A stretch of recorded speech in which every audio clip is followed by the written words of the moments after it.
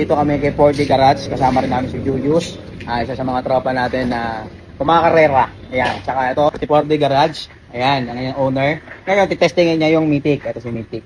Titignan niya ngayon saan si Philippine.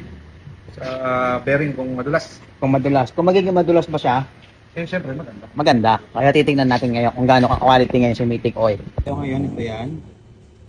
Tapos mamaya, magcha-change oil siya ngayon ng sasakyan niya. May bit-bit tayo sa kanya. Ayan.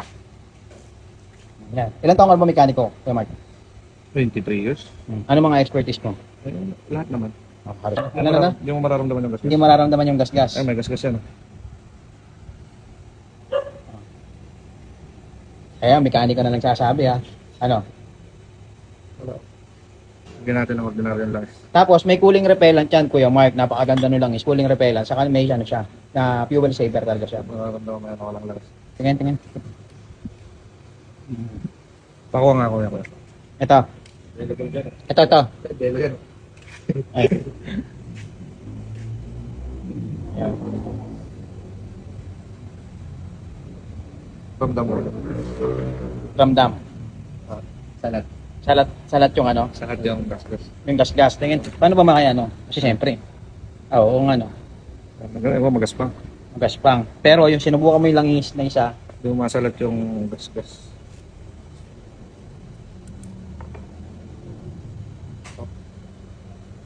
nga no. Ano, maganda ba?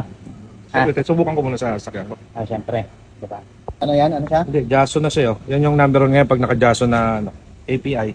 Ibig sabihin yan, high standard. High Dumaan standard. sa ano, Yes. sa Ito ayun yung mga gumagawa ng 4D Garage, yan. Halos sila, expertise sila, ang ginagawa sa kanila, mga pick up na sasakyan. Sa lahat daw ng followers, paano kunyari nagpagawa ng sasakyan dito, ano nare-recommend mo na lang is? Mythic. Mythic Oil. Siyempre makakahingi pa ba sila ng discount sa'yo? Yes, of course naman. Di ba? Geng, geng. Geng. Julius, yung hawak mo ng langis. Ano? Maganda yung lagay sa mga scooter. Scooter talaga, no? Lipis, no? Ito. Ang gado kaya pwede. Ito yan. Kasi yung pasok ng bomba rin. Diretso, ano? Diretso yan. Sobra kasi ginagamit yan pagka mga racing, gano'n. Sobrang nipis kasi yan. Oo, mabilis, madulas. Para patunayan natin maganda talaga yung langis. Tama? Ginawa mo?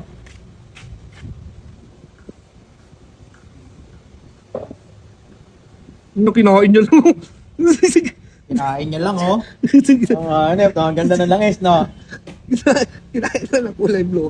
Oh. Ano? Sa ilalim lang, oh, yung blue yung nasa taas. Oh. Panalo. Ayun, oh. Panalo talaga, no? Oh, ayun. Ganda talaga ng Mythic Oil. Ano? Ano, pag inano mo yung metal object sa langis, makapansin mo yan, oh. Binabalot niya yung metal object. Ayun, oh.